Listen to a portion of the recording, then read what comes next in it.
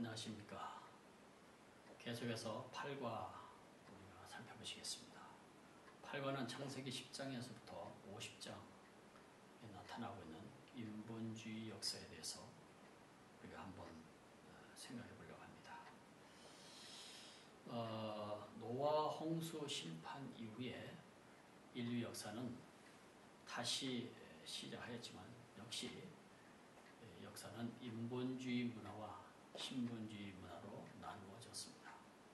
이제 본장에서는 노아 홍수 심판 이후에 야곱의 가정이 애굽으로 내려가기까지 나타나고 있는 인본주의와 신본주의 문화를 우리가 한번 살펴보려고 합니다.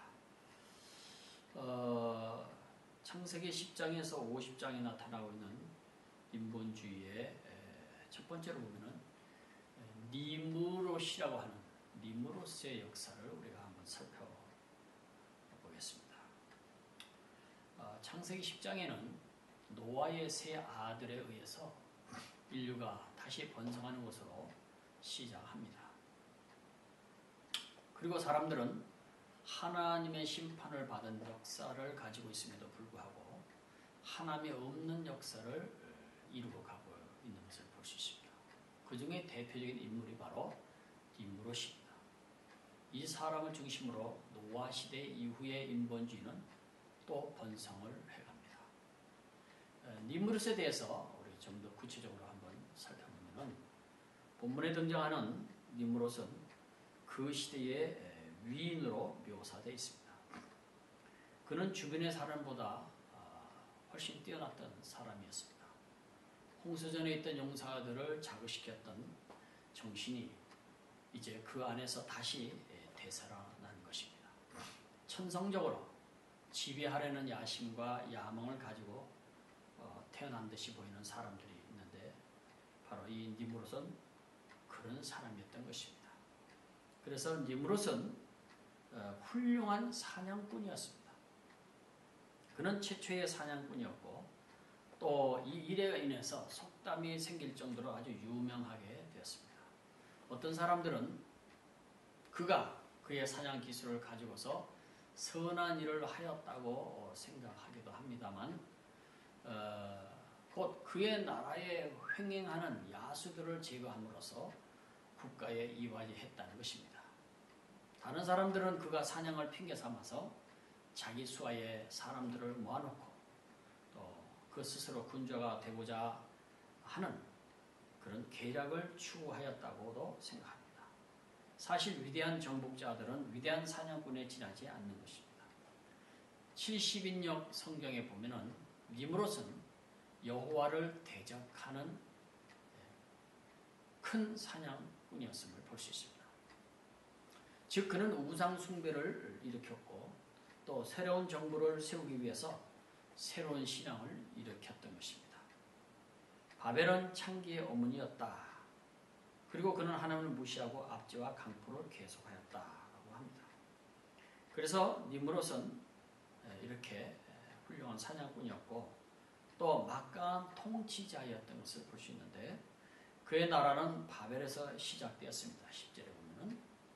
그래서 그는 술책과 무력의 모든 방법을 동원하여서 권력을 장악하였고 그렇게 함으로써 군주 정치의 기초를 놓았습니다. 만일 니므롯과 그의 주변 사람들이 이것을 시작했다면 다른 민족들도 그들의 공통의 안정과 복지를 위해서 즉시 이 사람 아래 통합하게 되었을 것입니다. 그리고 니므롯은 뛰어난 건축자였던 것입니다. 피시기는 바벨을 세우는 일에 건축자로 활약했을 것입니다. 그리고 거기에서 그는 자기 나라를 시작했습니다. 그러나 노아의 모든 후손을 다스리려는 그의 계획이 언어의 혼란으로 좌절되었을 때 그는 그 땅에서 나가 아수르로 들어가 니느웨를 건축하였다고 11절에 말하고 있습니다. 결국 니므롯은 하나님이 없는 세계를 만드는 데 앞장선 사람이었습니다. 그는 자기를 중심으로 한 세계, 약육강식이 지배하는 세상을 이루었던 당시의 인본주의적 영웅이었습니다. 그리고 두 번째로는 바벨탑 사건이 우리가 들 수 있습니다. 당시 인본주의 문화가 가장 꽃피운 상황을 보여주는 것이 바로 이 바벨탑 사건인 것입니다. 그들은 다시금 하나님이 없는 세계, 인간이 중심이 되는 세계를 만들었습니다. 그들은 하나님을 대적하고 자신들의 이름을 드러내기 위해서 바벨탑을 건축하게 되었습니다. 창세기 11장 4절에 또 말하되 자 성과 대를 쌓아 대 꼭대기를 하늘에 닿게 하여 우리 이름을 내고 온 지면의 흩어짐을 면하자 하였더니 라고 기록합니다. 사실 당시에 그들이 성을 쌓은 이유는 세 가지가 이유가 있습니다. 첫째는 자신들의 과학적인 위대함을 드러내기 위해서인 것이죠. 11장 4절에 보면은 말하되 자 성과 대를 쌓아 대 꼭대기를 하늘에 닿게 하여 우리 이름을 내고 온 지면의 흩어짐을 면하자 하였더니, 그래서 인간은 하나님의 이름이 아니라 자신들의 이름을 드러내기 위해서 탑을 쌓았던 것이죠. 그리고 둘째로는 하나님의 심판을 대적하기 위해서였던 것을 볼 수 있습니다. 위의 말씀에서 보여주는 바와 같이 그들은 흩어짐을 면하자고 했는데 이는 하나님의 심판을 염두에 둔 말인 것입니다.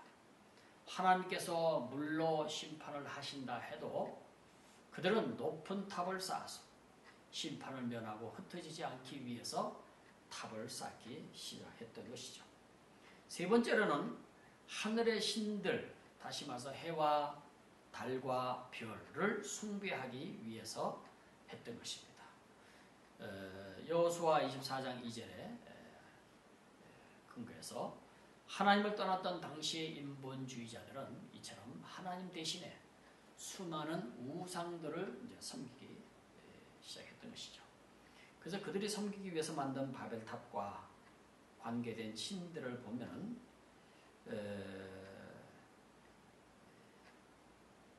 성경 대사전에 보면은 바로 바벨탑의 기원은 바빌로니아의 도시국가의 특징으로 되어 있는 지구라트이다. 이것은 피라미드형의 높은 탑으로서 보통은 7층 루로 되어 있으며 신원의 중앙에 세워졌는데 정상에는 신전이 만들어지고 거기서 제의가 행해졌다. 7층 루는 7가지 색으로 칠해지고 5개의 유성과 태양, 태음 또는 그것에 상당하는 신신의 상징으로 다음과 같은 관계였다. 해서 1층에는 토성, 색깔은 흑색, 2층은 목성, 색깔은 등황색, 3층은 화성, 색깔은 심홍색, 그 다음에 4층은 태양, 그래서 황금색, 5층은 금성, 다망색, 6층은 수성, 남색, 7층은 태음, 백은색.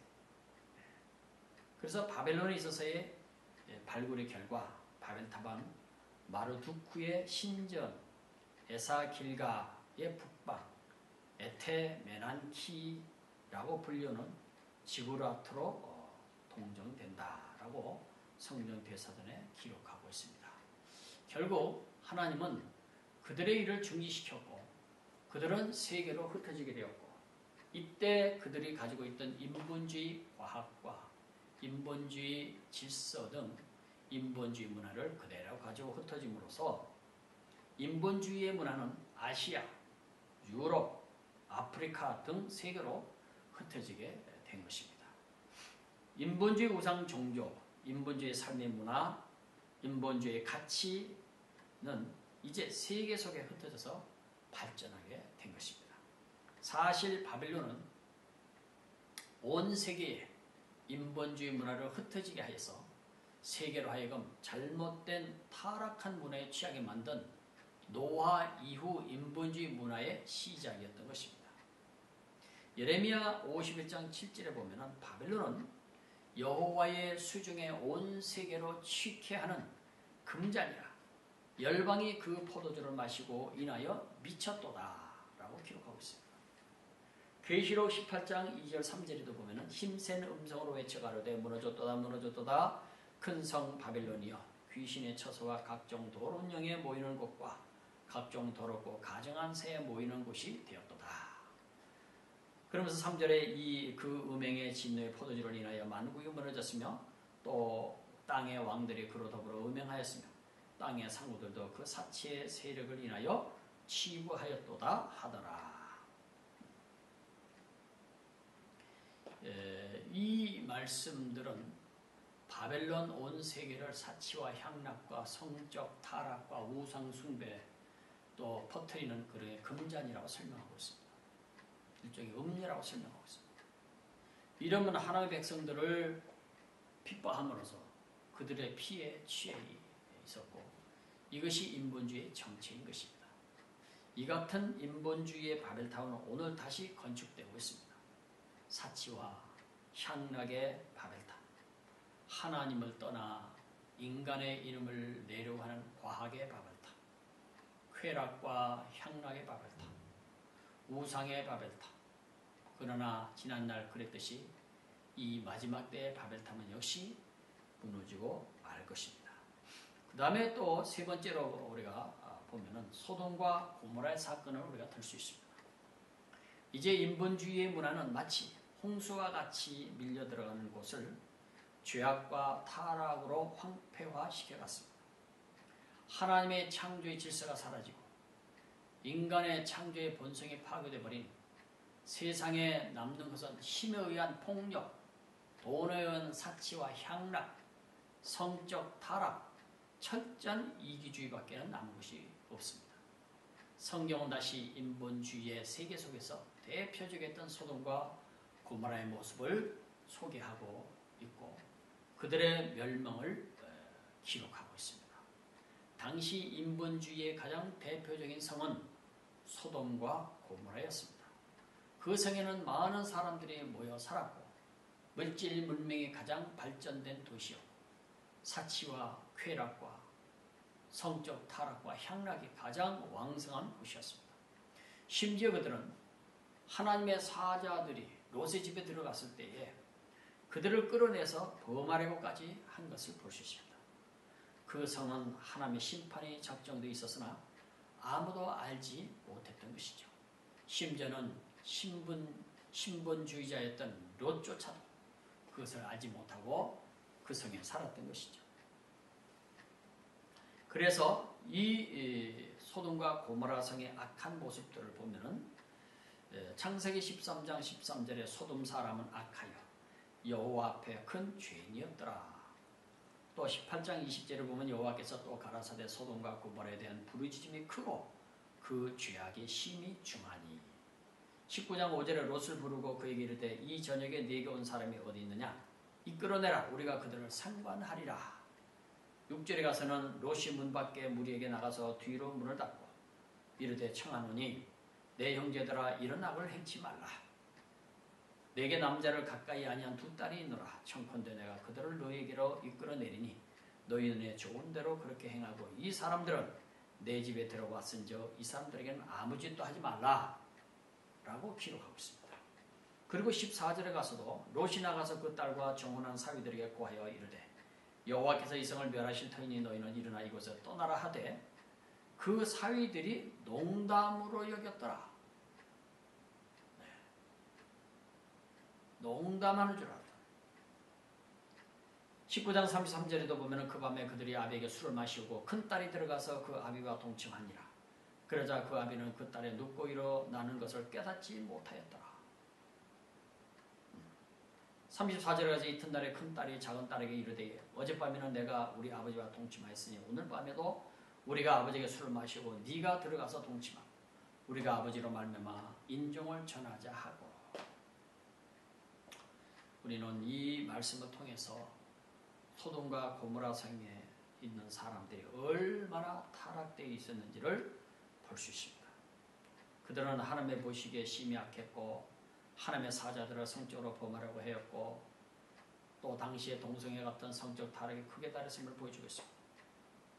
그들은 하나님의 말씀을 농담으로 여길 정도로 하나님과는 멀어져 있었고 롯의 딸이 아버지에게 술을 먹이고 동침하는 것을 보면 당시 성적 타락이 얼마나 깊었는가를 볼 수 있습니다. 죄송합니다.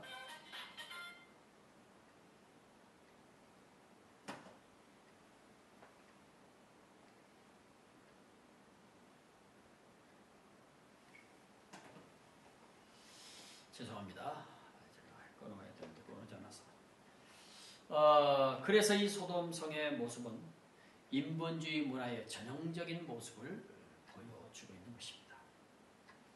그리고 거기에 실패한 사람 롯이 우리가 볼 수 있는데, 우리가 소돔성의 모습을 볼 때에 가장 안타까운 사람은 바로 롯이었습니다. 그는 본래 아브라함과 함께 신분주의 문화 속에서 살았던 사람이었습니다.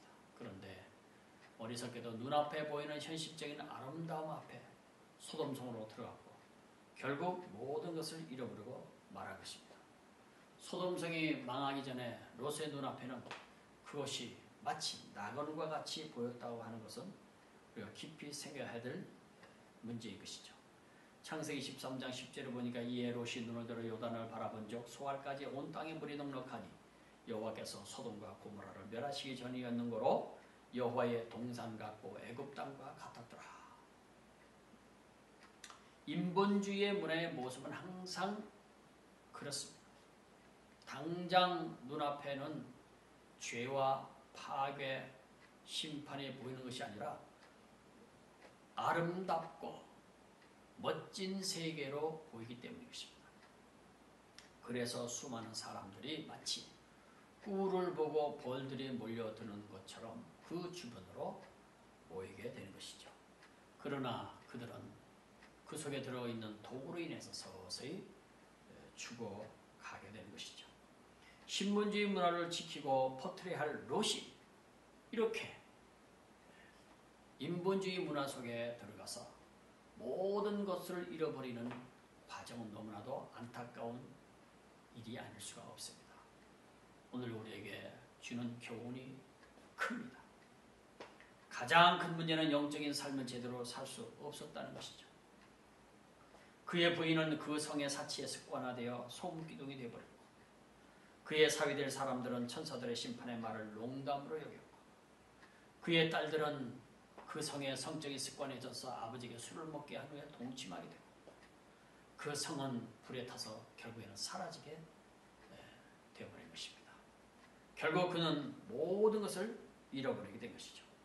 사실 알고 보면은 인본주의의 문화의 속으로 들어가면 모든 것을 잃어버리게 된 것입니다. 하나님을 잃어버리게 되고 자신을 잃어버리게 되고 아름다운 삶의 질서를 잃어버리게 되고 행복을 잃어버리게 되고 마침내는 자신의 영혼까지 잃어버리게 되는 것이죠. 가장 중요한 것은 영원한 생명을 잃어버리게 된다는 것입니다.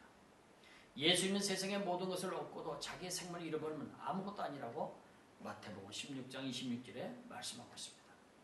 반면에 신분주의 문화는 모든 것을 얻게 하는 것입니다. 어떻게 하면 하나님 안에 구속되는 것 같고 자기를 잃어본 것 같지만 사실은 그렇지 않습니다.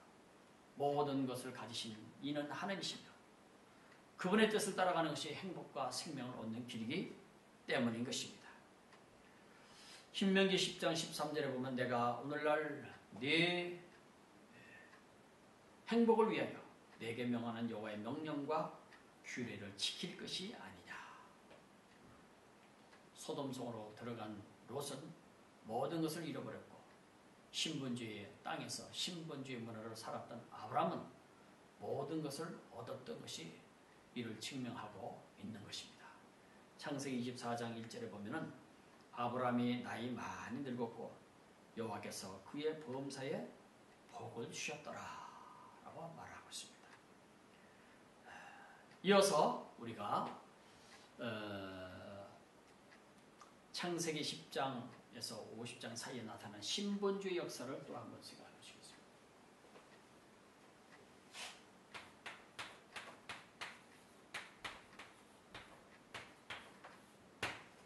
신본주의 역사.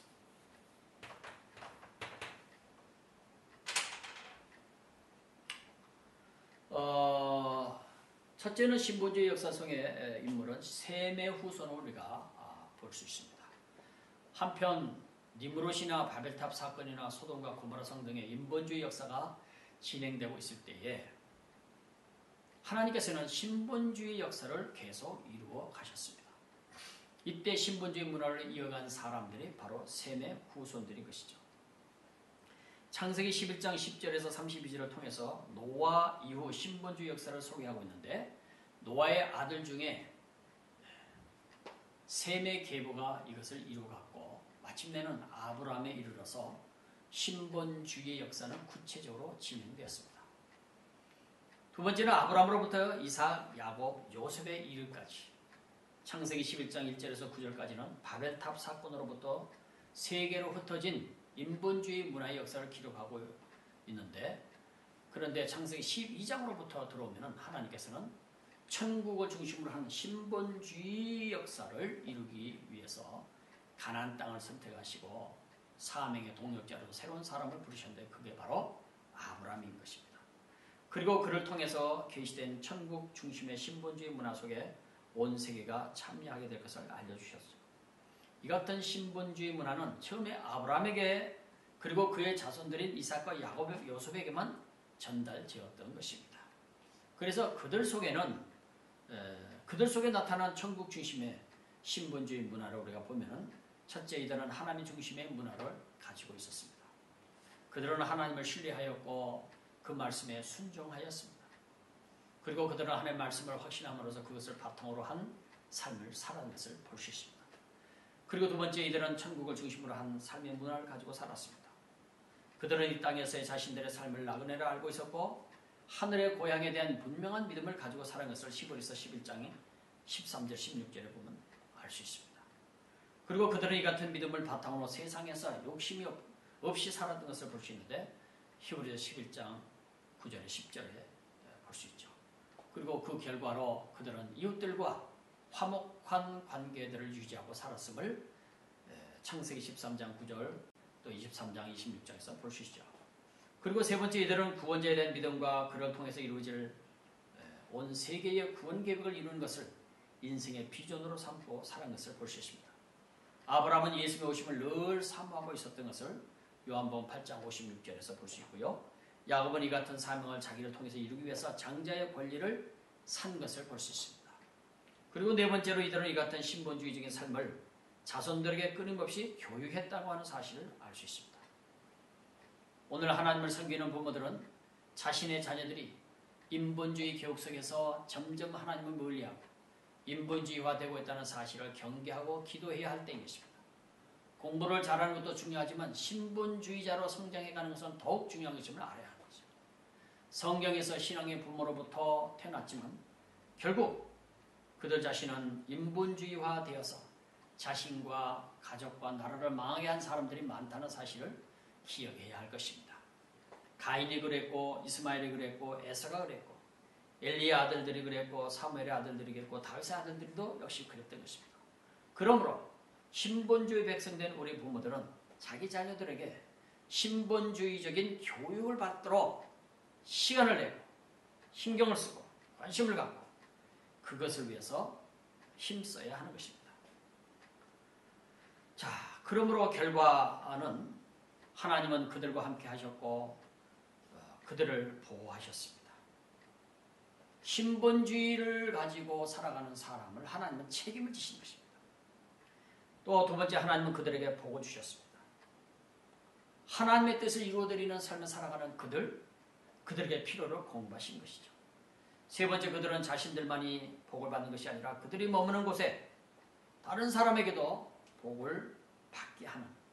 그래서 아브라함은 소돔과 고모라의 사람들을 구해주었고 아브라함은 그 지역의 방백이 되어 그들에게 유익을 주었고 야곱은 삼촌으로 아브라함의 집에 복을 받게 했고 요셉은 그의 가족들을 모두 살렸고 그의 형제들과 그 자손들을 모두 도왔고 또 요셉은 보디발 장군 집에 복을 받게 됐고 또 애굽이라고 하는 나라의 흉년에서도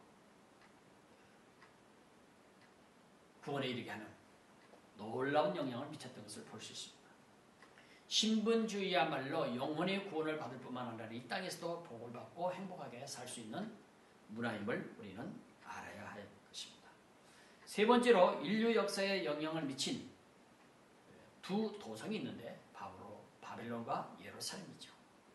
우리가 인본주의와 신본주의 문화의 역사를 다룰 때 반드시 기억해야 할 것이 이 바로 하나는 바벨탑이고 하나는 가나안 땅에 세워진 예루살렘인 것입니다.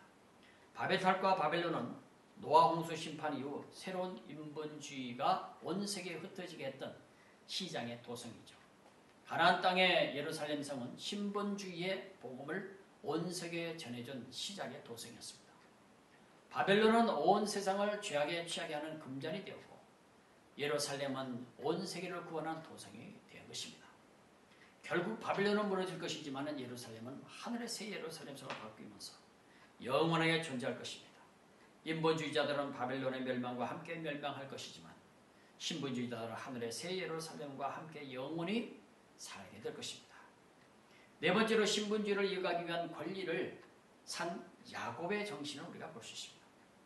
우리가 신본주의와 신본주의의 역사를 연구하다 보면 롯이나 나오미의 가정처럼 신부주의자들이 인본주의 세계 속에 들어가서 실패하는 경우들도 많이 보게 되지만 야곱의 사건처럼 신본주의의 권리를 자기 것으로 얻기 위해서 고민하며 그 권리를 사는 사람도 있었음을 볼 수 있습니다.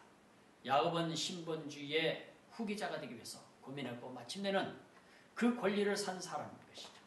원래는 아브라함으로 이전 신본주의 역사는 이삭을 거쳐서 에서에게로 이어져야 되었던 것인데 그런데 에서는 신본주의적인 가치나 목적을 보다는 인본주의적인 가치를 더 중요하게 여긴 사람이었습니다.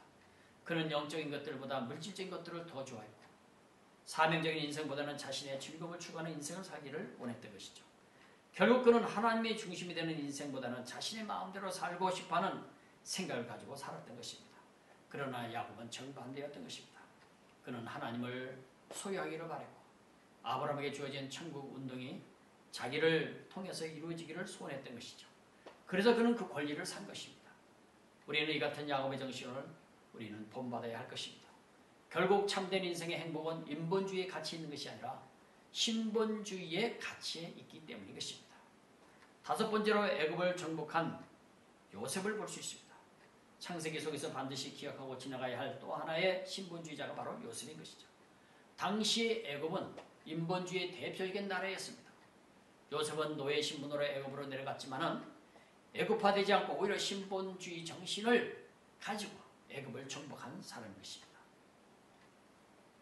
그래서 그는 하나님 중심, 하나님의 뜻을 헤아리는 사람이었던 것을 볼 수 있는데 그의 인생 속에는 신본주의의 가장 중요한 특징인 하나님이 있었던 것입니다. 창세기 39장을 보면 그가 비록 애굽에서 종노를 했지만 항상 하나님이 그와 함께 하셨다고 기록하고 있고 유혹을 받을 때는 하나님을 생각하며 유혹을 피하였던 것입니다. 그리고 그는 자신을 팔아넘긴 형제들을 만났을 때 일이 이렇게 된 것은 하나님의 뜻이라고 설명하는 것을 볼 수 있습니다. 이것은 신본주의자들이 가져야 할 아주 중요한 기본 자세인 것이죠. 어떤 일을 만날지라도 그 속에서 하나님 뜻을 찾을 줄 아는 것, 이것이 바로 예수 그리스도의 정신인 것입니다. 조금 나가서 얼굴을 땅에 대고 엎드려 기도하여 가라사대 내 아버지여 만일 할만하시거든 이 잔을 내게서 지나가게 하옵소서. 그러나 나의 원대로 하옵시고 아버지의 원대로 하옵소서 하고 마태복음 26장 39절에 주님이 기도하는 모습을 볼 수 있죠. 두 번째로는 하나님이 보여주신 구원의 꿈이 중심의 삶이었던 것입니다. 그에게는 꿈이 있었습니다. 이 꿈은 자신이 만든 것이 아니라 하나님이 주신 하나님의 계획에 대한 꿈이었던 것입니다. 이 꿈은 자신의 가족을 구원하고 당시 세계를 구원하는 꿈이었던 것입니다. 가족을 구원하고 세계를 구원하는 꿈, 이것은 신본주의자들이 가져야 할 중요한 기본 자세인 것입니다. 그 다음에 세 번째, 그의 인생 속에는 물질이 중심이 아니라 영적 삶이 중심이었던 것을 볼 수 있습니다. 애굽의 바로가 그를 총리로 선택한 이유는 딱 한 가지였던 것입니다. 그것은 바로 하나님의 신의 감동을 받았다는 것이었습니다. 창세기 41장 38절에 바로가 그 신하에게 이르되 이와 같이 하나님의 신에 감동한 사람을 우리가 어찌 얻을 수 있으리요 하고 또 41장 39절 요셉에게 이르되 하나님이 이 모든 것을 너에게 보이셨으니 너와 같이 명철하고 지혜 있는 자가 없도다. 40절에 너는 내 집을 치리하라. 내 백성이 다 내 명을 복종하리니 나는 너보다 높음이 보좌뿐이니라. 하나님의 신의 감동을 받은 비결은 하나님과 함께 하는 삶인 것입니다. 이것을 보면 그가 비록 노예를 살고 있었지만 그의 삶은 하나님과의 관계를 가장 중요하게 여기는 영적인 삶을 살았음을 보여주고 있는 것이죠. 만일 그가 영적인 삶을 살지 않았다면 그 같은 고난의 시절을 승리할 수 없었을 것입니다. 그리고 네 번째로 그는 가나안 땅 곧 천국을 중심으로 살았던 사람이었습니다. 그는 가나안 땅에서 애굽으로 내려간 것은 17세 때로 보이는데 그리고 그가 죽은 것은 110세 때. 그렇다면 그는 애굽에서 93년을 살았습니다. 그동안 총리로 지내면서 애굽의 영웅처럼 살았습니다. 그런데 그의 마음속에는 애굽은 없었고 오직 가나안 땅만 있었습니다. 왜냐하면 그가 죽을 때에 남긴 유언이 이것을 보여주고 있는 것이죠. 창세기 50장 24절 25절에 보면 요셉이 그 형제에게 이르되 나는 죽으나 하나님이 너희를 권고하시고 너희를 이 땅에 인도하여 내사 아브라함과 이삭과 야곱에게 맹세하신 땅에 이르게 하시리라 하고 요셉이 또 이스라엘 자손에게 맹세시켜 이르기를 하나님이 정녕 너희를 권고하시니 너희는 여기서 내 해골을 메고 올라가겠다 하라 하였더라. 우리는 이 유언 속에서 요셉의 정신을 보게 되는데 그는 애굽에 살고 있었지만은 결코 애굽에 동화되지 않은 사람이었습니다. 그의 마음속에는 약속의 땅 가나안 땅이 자라고 있었고 이것이 우리가 가져야 될 신분주의의 삶의 정신인 것이죠. 이 땅에 살고 있으나 우리의 마음속에는 하늘의 나라가 있어야 되고 그러나 안타깝게도 오늘날 수많은 하나님의 백성들 속에 가나안 땅 천국은 없고 그들 속에는 애굽의 부귀 영화만을 자리 잡고 있는 것이 너무나도 안타까운 뿐인 것이죠. 다섯 번째, 사랑의 질서를 살았던 사람입니다. 그의 아버지 야곱이 죽었을 때 그 형제들은 두려워했죠. 이제 아버지가 안 계시기 때문에 요셉이 안갚음을 할 것이라고 생각했기 때문이었습니다. 그런데 이때 요셉의 눈물로 형제들을 위로하면서 자신이 그의 형제들과 자손들을 모두 보살필 것이라고 위로하는 모습을 볼 수 있는데요. 창세기 50장 19절에 보면 요셉이 그들에게 이르되 두려워 마소서 내가 하나님을 대신하리니까 20절에 당신들은 나를 헤아려 하으나 하나님은 그것을 손으로 바꾸사 오늘과 같이 만민의 생명을 구원하게 하시려 하셨나니. 창세기 50장 21절에 당신들은 두려워 마소서 내가 당신들과 당신들의 자녀를 기리리다 하고 그들을 강복한 말로 위로하였더라 라고 기록하고 있습니다. 원수를 갚지 않고 오히려 사랑으로 보살펴 주는 것, 이것이 바로 신분주의자들의 정신이고 그런 이미 이 같은 정신을 보여주었습니다. 그가 애굽에서 내려가서 총리가 됐을 때 곡식을 구하러 온 형제들을 만나고 그리고 그 형제들을 요셉이 총리가 됐다는 사실을 알게 되고 두려워했던 것입니다. 그들은 이제 모두 죽게 되었다고 생각했지만은 요셉은 그들에게 오히려 위로했던 것이죠. 그리고 그들과 그들의 가족들을 모두 불러 사랑을 베풀었던 것을 우리가 볼 수 있습니다. 이것이 바로 신분주의의 정신이죠. 이 같은 요셉의 삶의 정신은 애굽 땅에 엄청난 영향을 미쳤던 것입니다. 결국 애굽은 그가 가진 신앙을 존중히 여겼고 그의 삶에 대해서 존경을 가졌습니다. 이 같은 삶은 영적으로 애굽을 굴복시키는 결과를 가져온 것이죠. 그가 총리로 있을 동안에는 애굽이 우상이 없었다고 합니다. 그만큼 그는 신분주의자로서의 정체성을 가지고 인본주의 국가였던 애굽을 변화시켰던 것입니다. 애굽으로 가서나 애굽화되지 않고 하나님의 사람으로의 정체성을 가지고 살았던 요셉의 삶을 우리는 이 시대에 배워야 할 것입니다. 그래서 교훈을 생각한다면 모든 복은 하나님으로부터 나온다.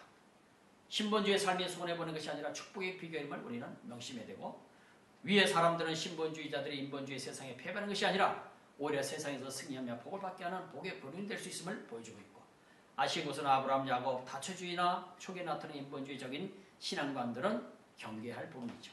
특히 신분주의 문화 속에 있다는 당시의 대표적인 인본주의 도성이었던 소돔 고모라로 들어가서 모든 것을 잃어버리는 롯의 모습은 우리가 반드시 기억해야 할 교훈인 것입니다. 신분주의 문화를 지켜야 할 하나님의 백성들이 눈앞에 보이는 물질적인 이익을 위해서 소돔으로 들어가는 모습을 우리가 경계해야 될 내용이시죠. 또한 여기에서가 신분주의 가치와 사명을 물질적인 것 때문에 팔았던 것은 우리에게 중요한 교훈을 주는 사건입니다.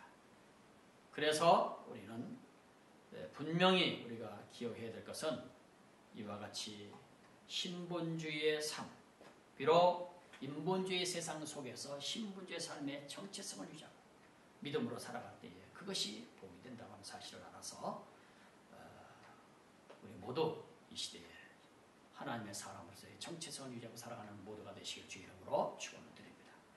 수고하셨습니다.